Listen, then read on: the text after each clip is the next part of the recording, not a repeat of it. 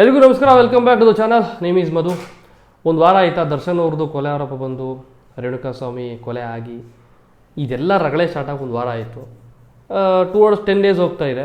ಒಂದಷ್ಟು ಜನ ಸೆಲೆಬ್ರಿಟಿಗಳು ಅಂದರೆ ಒಂದು ಇಬ್ಬರು ಅಷ್ಟೇ ರಿಯಾಕ್ಟ್ ಆಗಿದ್ದರು. ಈಗ ಟೋಟಲ್ 4 ಜನ ಆಗಿದ್ದಾರೆ. ರೀಸೆಂಟಾಗಿ ಮೊನ್ನೆ ಸುದೀಪ್ ಸರ್ ರಿಯಾಕ್ಟ್ ಮಾಡಿದ್ರ ಮೇಲೆ, ಇವತ್ತು ಉಪ್ಪಿ ಸರ್ ರಿಯಾಕ್ಟ್ ಮಾಡಿದ್ದಾರೆ. ನಿಜವಾಗ್ಲೂ ಒಂದು ಮೆಚ್ಯೂರ್ಡ್ ಸ್ಟೇಟ್ಮೆಂಟ್ ಅವ್ರೇನು ಬರೆದಾಕಿದ್ದಾರೆ.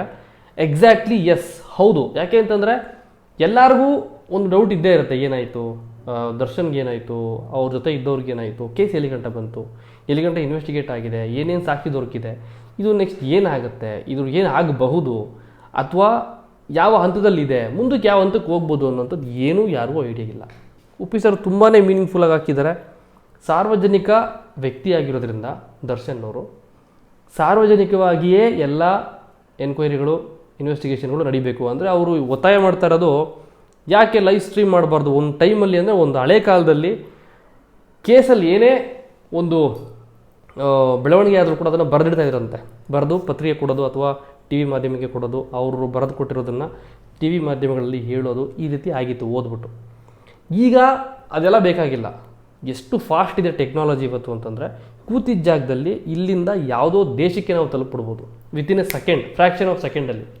ಹಂಗಿರುವಾಗ ಯಾಕೆ ಇನ್ನೂ ಇದರಲ್ಲಿ ಮುಚ್ಚಾಟ, ಯಾಕೆ ಇದರಲ್ಲಿ ಎಲ್ಲೋ ಒಂದು ಕಡೆ ಟ್ರಾನ್ಸ್ಪರೆಂಟ್ ಕಾಣಿಸ್ತಾ ಇಲ್ಲ, ಯಾಕೆ ಈ ಥರ ಆಗ್ತಾ ಇದೆ? ಇದನ್ನು ನೀವು ಟ್ರಾನ್ಸ್ಪರೆಂಟಾಗಿ ಈ ಕೇಸ್ನ ಮುಂದುವರಿಸಿ ಅಂತ ಉಪ್ಪಿ ಸರ್ ಹೇಳಿದ್ದಾರೆ. ಉಪ್ಪಿ ಸರ್ ಒಂದು ಸ್ಟೇಟ್ಮೆಂಟ್ ಕೊಡ್ತಾರೆ, ಒಂದು ಮಾತು ಹೇಳ್ತಾರೆ, ಅಥವಾ ಯಾವುದೋ ಒಂದು ವಿಷಯಕ್ಕೆ ಸಂಬಂಧಪಟ್ಟಂಗೆ ಒಂದು ಮಾತಾಡ್ತಾರೆ ಅಂತಂದರೆ ಅದು ಮೀನಿಂಗ್ಫುಲ್ಲಾಗಿ ಇದ್ದೇ ಇರುತ್ತೆ. ಯಾಕೆ ಅಂತಂದರೆ ಅವ್ರಿಗೆ ಗೊತ್ತಿದೆ ಇಂಡಸ್ಟ್ರಿಯಲ್ಲಿ ಏನಾಗ್ತಿದೆ, ಅಥವಾ ಈ ಕೇಸಲ್ಲಿ ಏನಾಗ್ತಿರ್ಬೋದು, ಏನು ಆಗಬೇಕು, ಯಾವ ರೀತಿ ಹೋಗಬೇಕು ಅನ್ನೋಂಥದ್ದು ಅವರಿಗೆ ಮಿನಿಮಮ್ ಗೊತ್ತಿರುತ್ತೆ. ಆ್ಯಂಡ್ ಸುದೀಪ್ ಸರ್ ಕೊಟ್ಟಿದ್ದು one of the matured statement. ಅವ್ರು ಮಾತಾಡಿದ್ರೆ ಸುಮ್ಮನೆ ಅದು ಹಂಗಾಯ್ತು, ಇದು ಹಿಂಗಾಯ್ತು, ಹಂಗಂತೆ ಕೆಲವು ನೋಡ್ತಾ ಇದ್ದೀನಿ, ಅಯ್ಯೋ ಗುರು ಏನೇನೋ ಮಾತಾಡ್ತಾರೆ, ಇರಲಿ ಬಿಡಿ, ಅದೇನು ಮಾಡೋಕ್ಕಾಗಲ್ಲ. ಸುದೀಪ್ ಸರ್ ಏನೇ ಮಾತಾಡಿದ್ರು ಅದಕ್ಕೊಂದು ಮೀನಿಂಗ್ ಇರುತ್ತೆ. ಅದಕ್ಕೆ ಒಂದು ಲೈನ್ ಎಳೆದುಬಿಟ್ರೆ ಆ ಲೈನ್ ಯಾರೋ ದಾಟೋಕ್ಕಾಗಲ್ಲ, ಆ ರೀತಿ ಮಾತಾಡ್ತಾರೆ ಅವರು. ಅದಕ್ಕೆ ಕೌಂಟ್ರು ಕೊಡೋಕ್ಕಾಗಲ್ಲ ನಾವು. ಸೊ ಆ ರೀತಿ ಮಾತಾಡಿದ್ರು. ತಪ್ಪಿತಸ್ಥರಿಗೆ ಶಿಕ್ಷೆ ಅದು ಕಾನೂನು ನೋಡ್ಕೊಳ್ಳುತ್ತೆ. ಅದಕ್ಕೆ ನಾವು ಅಪೋಸಿಟ್ ಮಾತಾಡೋದು ಅಥವಾ ಪರ ಮಾತಾಡೋದು, ಒಳ್ಳೇದು ಕೆಟ್ಟದ್ದು ಮಾತಾಡೋದು ಬೇಡ. ಒಟ್ಟಿನಲ್ಲಿ ಆ ಫ್ಯಾಮಿಲಿಗೆ ನ್ಯಾಯ ಸಿಗಬೇಕು ಅಷ್ಟೇ. ಅಂದರೆ ಅವ್ರು ಹೇಳ್ತಿರೋದೇನು, ತಪ್ಪು ಮಾಡಿದರೆ ಅಥವಾ ತಪ್ಪು ಮಾಡಿದವ್ರಿಗೆ ಶಿಕ್ಷೆ ಆಗಬೇಕು, ಇಷ್ಟೇ. ಸೊ ಅದೆಲ್ಲೋ ಒಂದು ಕಡೆ ಇಂಪ್ಯಾಕ್ಟ್ ಮಾಡುತ್ತೆ ಈ ಸ್ಟೇಟ್ಮೆಂಟು. ನನಗೆ ಗೊತ್ತಿಲ್ಲ, ಸ್ಯಾಂಡಲ್ವುಡ್ನ ಬೇರೆ ಬೇರೆ ನಟರುಗಳು, ಬೇರೆ ಬೇರೆ ನಟಿಗಳು ಯಾಕೆ ಇದ್ರ ಬಗ್ಗೆ ಏನು ಮಾತಾಡ್ತಾ ಇಲ್ಲ. ದೊಡ್ಡ ಸೆಲೆಬ್ರಿಟಿಗಳು, ಸಣ್ಣ ಸೆಲೆಬ್ರಿಟಿಗಳು, first tier, second tier, third tier, ಇದ್ರ ಬಗ್ಗೆ ಯಾಕೆ ರಿಯಾಕ್ಟ್ ಮಾಡ್ತಾ ಇಲ್ಲ? ಒಳ್ಳೆಯದು ಕೆಟ್ಟದ್ದು, positive negative, plus or minus, ಪರ ಅಥವಾ ವಿರೋಧ, ಯಾವುದೋ ಒಂದು ಮಾತಾಡಬೇಕು ನೀವು. ಅಟ್ಲೀಸ್ಟ್ ನೀವೇನು ಸಿಂಪಲಾಗಿ ಹೇಳ್ಬೋದಲ್ಲ, ಕಾನೂನಿದೆ ನೋಡ್ಕೊಳ್ಳುತ್ತೆ, ಯಾರು ತಪ್ಪು ಮಾಡಿದಾರೋ ಅವರಿಗೆ ಶಿಕ್ಷೆ ಆಗೇ ಆಗುತ್ತೆ. ಆ ಫ್ಯಾಮಿಲಿಗೆ, ಆ ಹುಡುಗನ ಕಳ್ಕೊಂಡಂತಹ ಫ್ಯಾಮಿಲಿಗೆ ನ್ಯಾಯ ಸಿಗಬೇಕು. ಅಟ್ಲೀಸ್ಟ್ ಇಷ್ಟಾದರೂ ಮಾತಾಡಬಹುದು, ಎಲ್ಲರೂ ಮಾತಾಡಬಹುದು.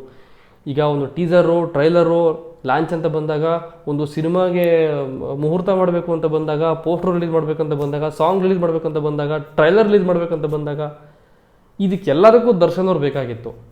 ಈಗ ಅವ್ರ ಪರನೋ ವಿರೋಧನೋ ಏನೋ ಒಂದು ಮಾತಾಡಿ, ಏನೋ ಒಂದು ಮಾತಾಡ್ಬೋದಲ್ಲ. ಅಂದರೆ ಅವರು ಆರೋಪಿಸ್ತಾರಲ್ಲಿ ಇರೋದ್ರಿಂದ ನೀವು ಪರನೇ ಮಾತಾಡಬೇಕು ಅಂತಲೂ ಏನೂ ಇಲ್ಲ, ವಿರೋಧವಾಗಿ ಮಾತಾಡಬೇಕು ಅಂತಲೂ ಏನೂ ಇಲ್ಲ.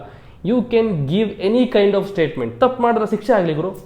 ಎಷ್ಟೋ ಜನ ಅಭಿಮಾನಿಗಳು ಹೇಳ್ತಿದ್ದಾರೆ, ನನಗೆ ಕಮೆಂಟ್ ಹಾಕಿದ್ರು, ಗುರು ನಾನು ಅಪ್ಪಟ ದರ್ಶನ್ ಅಭಿಮಾನಿ, ಆದರೆ ಅವ್ರು ತಪ್ಪು ಮಾಡಿದ್ದೇ ಆದರೆ ಅವರು ಶಿಕ್ಷೆ ಆಗಬೇಕು, ಅವ್ರು ತಪ್ಪು ಮಾಡಿಲ್ವಾ ಆಚೆ ಬರಬೇಕು ಅವರು, ಇಷ್ಟೇ, ಮುಗಿದೋಯ್ತು. ಇದನ್ನು ಹೇಳಕ್ಕೆ ಯಾಕೆ ಇಷ್ಟು ಎದುರ್ಕೋತೀರಾ, ಇಷ್ಟು ಹಿಂದೆ ಮುಂದೆ ನೋಡ್ತೀರಾ, ಅರ್ಥ ಆಗ್ತಿಲ್ಲ ನನಗೆ. ತುಂಬ ಜನ ಸೆಲೆಬ್ರಿಟಿಗಳು ಯಾರೂ ಮುಂದೆ ಬರುತ್ತಲ್ಲ, ಸುಮ್ಮನೆ ಏನಿಲ್ಲ. ಈಗ I think Uppi sir tweet ಮಾಡಿದ್ದಾರೆ, ಇದರಿಂದ ಒಂದಷ್ಟು ಜನ ಬರ್ಬೋದು. ಈಗ ಟ್ವೀಟ್ ಮಾಡಿಕೊಂಡು ಅಥವಾ ಇನ್ನೊಂದೇನೋ ಪೋಸ್ಟ್ ಹಾಕ್ಕೊಂಡು, ಇನ್ಸ್ಟಾಗ್ರಾಮ್ ಪೋಸ್ಟ್ ಹಾಕ್ಕೊಂಡು, ಫೇಸ್ಬುಕ್ ಪೋಸ್ಟ್ ಹಾಕ್ಕೊಂಡು ಒಂದಷ್ಟು ಜನ ಬರ್ಬೋದು ಇವಾಗ ಮುಂದಕ್ಕೆ. ಇದೆಲ್ಲ ಬೆಳವಣಿಗೆ ಮಧ್ಯೆ ಇನ್ನೊಂದು ಬೆಳವಣಿಗೆ ಆಗಿದೆ. ನಟ ಚಿಕ್ಕಣ್ಣ ಅವರನ್ನು ಏನೋ ಎನ್ಕ್ವೈರಿ ಮಾಡಬೇಕು ಅಥವಾ ನೋಟಿಸ್ ಕಳಿಸಿದ್ದಾರೆ ಅಂತ ಒಂದು ಸುದ್ದಿ, ಅದು ಟಿ ವಿಲಿ ನೋಡಿದ್ರೆ ಅದನ್ನು ಮಾತ್ರ ಹೇಳ್ತಾ ಇದ್ದೀನಿ ನಾನು.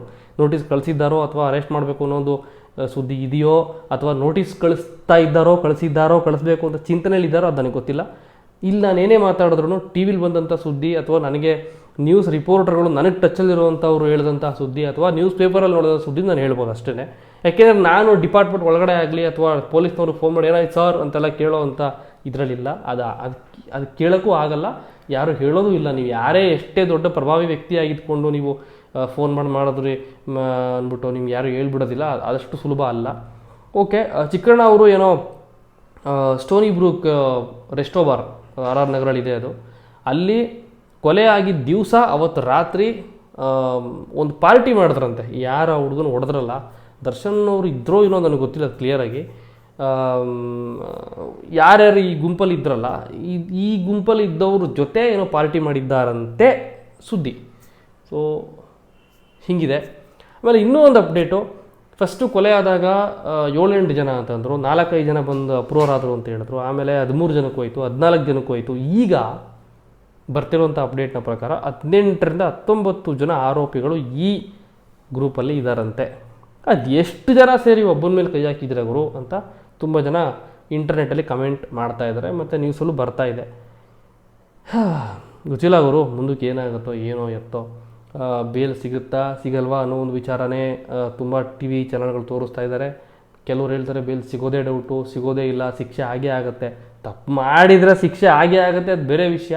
ತುಂಬ ಜನ ಹೇಳ್ತಾರೆ, ಕೆಲವರು ಅದೇನೋ ಲೋಕದ ಡೊಂಕವ ನೀನು ಯಾಕೆ ತಿದ್ದುವೆ ಸಮಥಿಂಗ್ ಏನೋ ಪೋಸ್ಟ್ ನೋಡಿದೆ ಗುರು, ಅದೇನೋ ತುಂಬ ದೊಡ್ಡ ಮೇಧಾವಿಗಳ ಥರ ಹಾಕ್ಕೊಂಡಿದ್ರು, ಅದೊಂದು ಹೇಳ್ಬಿಡ್ತೀನಿ ನಾನು. ಲೋಕದ ಡೊಂಕವ ಸಮಥಿಂಗ್ ಏನೋ ಹಾಕ್ಕೊಂಡಿದ್ರಪ್ಪ,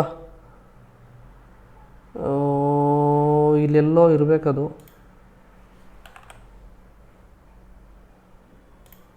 ಯಸ್, ಇದು ಯಾವುದೋ ಒಂದು ಲೋಕದ ಡೊಂಕ ನೀವೇಕೆ ತಿದ್ದುವಿರಿ, ನಿಮ್ಮ ತನುವ ಸಂತೈಸಿಕೊಳ್ಳಿ ಅಂತ ಇನ್ಸ್ಟಾಗ್ರಾಮಲ್ಲಿ ಯಾರೋ ಒಬ್ಬರು ದೊಡ್ಡ ವ್ಯಕ್ತಿ ಇದನ್ನು ಪೋಸ್ಟ್ ಹಾಕಿದ್ರು. ತಗೊಳ್ಳಿ, ಏನು ಅದನ್ನೇ ಎಲ್ಲ ಕಡೆ ಅದೇ ಕಾಪಿ ಅದೇ ಪೇಸ್ಟ್, ಅದೇ ಕಾಪಿ ಪೇಸ್ಟು. ನ್ಯಾಯಾಲಯ ಇದೆ ನೋಡಿಕೊಳ್ಳುತ್ತೆ, ನೀವೇ ನ್ಯಾಯಾಧೀಶರಾಗೋಕೆ ಹೋಗಬೇಡಿ. ಅವರವರು ಮಾಡಿದ್ದು ಅವರವರಿಗೆ, ನೀನೇನು ದೇವರಲ್ಲ, ಎಲ್ಲ ಹುಲುಮಾನವರೇ. ಈ ಟ್ವೀಟ್ ಮಾಡಿರೋರು ಕೂಡ ಹುಲುಮಾನವರೇ, ಇನ್ಯಾರೂ ಅಲ್ಲ. ಕರೆಕ್ಟಾ? ಸೊ ಇಲ್ಲೇನಾಗುತ್ತೆ, ಒಂದು ವಿಷಯ ಅಂತ ಬಂದಾಗ ಪಕ್ಕದ ಮನೆ ಹಂಗಾಯ್ತಂತೆ ಹಿಂಗಾಯ್ತಂತೆ, ಹಂಗೋದ್ರಂತೆ ಹಿಂಗೋದ್ರಂತೆ, ಅವಳು ಹಂಗಂತೆ ಇವ್ನು ಹಿಂಗಂತೆ, ಇವಳು ಅವನ ಜೊತೆ ಓಡೋದ್ಲಂತೆ, ಅವನು ಇವಳನ್ನ ಯಾರೋ ಕರ್ಕೊಂಡೋಗ್ಬಿಟ್ಟಂತೆ, ಇವಳು ಅವನ್ನ ಯಾರೋ ಕರ್ಕೊಂಡೋಗ್ಬಿಟ್ಟಂತೆ. ಈ ಥರ ವಿಚಾರಗಳು ಬಂದಾಗ ಕಿವಿ ಕೊಟ್ಟು ಮಾತಾಡೋ ನಮ್ಮ ಜನ ಇಷ್ಟು ದೊಡ್ಡ ಸೆಲೆಬ್ರಿಟಿ, ಇಷ್ಟೊಂದು ದೊಡ್ಡ ಒಂದು ಆರೋಪದಲ್ಲಿ ತಗಲಾಕೊಂಡಿರುವಾಗ ಇಷ್ಟು ಈಸಿಯಾಗಿ ಲೋಕದ ಡೊಂಕ ನೀವೇಕೆ ತಿದ್ದುವಿರಿ, ನಿಮ್ಮ ತನುವ ಸಂತೈಸಿ, ನೀವು ಅದನ್ನೇ ಮಾಡ್ಕೊಂಡು ಆರಾಮಾಗಿರ್ಬೋದಲ್ಲ. ಸುಮ್ಮನೆ ಇದನ್ನು ಹಾಕ್ಬಿಟ್ಟು ಊರವ್ರಿಗೆಲ್ಲ ಬುದ್ಧಿ ಹೇಳಕ್ಕೆ ಹೋಗ್ಬಿಡಿ.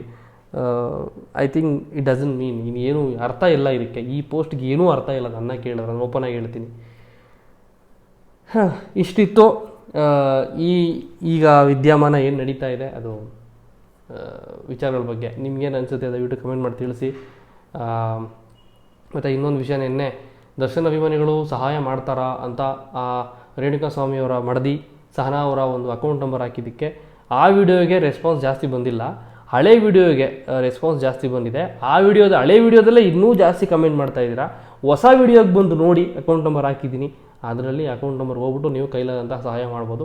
ಸಾಕಷ್ಟು ಜನ ಪೇಮೆಂಟ್ ಮಾಡಿದ್ದೀರಾ, ಸಾಕಷ್ಟು ಜನ ಸ್ಕ್ರೀನ್ಶಾಟ್ ಕಳಿಸಿದ್ದೀರಾ. 10,000 ರೂಪಾಯಿ ಕೂಡ ಒಬ್ರು ಹಾಕಿದ್ದಾರೆ, 5,000, 1,000, 500, 300, 100, 150, 250 ಹಿಂಗೆಲ್ಲ ಹಾಕಿದ್ದಾರೆ. ಸಾಕಷ್ಟು ಸ್ಕ್ರೀನ್ಶಾಟ್ ಬಂದಿದೆ. ಇನ್ನೂ ಬೇಕಾದಷ್ಟು ಸ್ಕ್ರೀನ್ಶಾಟ್ ಯಾರು ಕಳಿಸಿಲ್ಲ. ಶೇರ್ ಮಾಡ್ಕೊಳ್ಳೋಕೆ ಇಷ್ಟ ಇಲ್ಲ ಇರೋರು, ನನಗೆ ಇಷ್ಟ ಇಲ್ಲ ಗುರು ಸ್ಕ್ರೀನ್ಶಾಟ್ ಕಳಿಸಲ್ಲ ನಾನು, ಬಟ್ ಹಾಕಿದ್ದೀನಿ. ತುಂಬ ಜನ ಹೇಳಿದ್ದಾರೆ. ಯಾರು ಹಾಕಿದ್ರೆ ಥ್ಯಾಂಕ್ ಯು ಸೋ ಮಚ್. ಅದ್ರ ಬಗ್ಗೆ ಇನ್ನೊಂದು ಸರಿ ವಿಡಿಯೋ ಮಾಡ್ತೀನಿ. ಯಾರ್ಯಾರು ದುಡ್ಡು ಹಾಕಿದಾರೋ ಆ ಸ್ಕ್ರೀನ್ಶಾಟ್ಗಳೆಲ್ಲ ಹಾಕಿ ನಾನು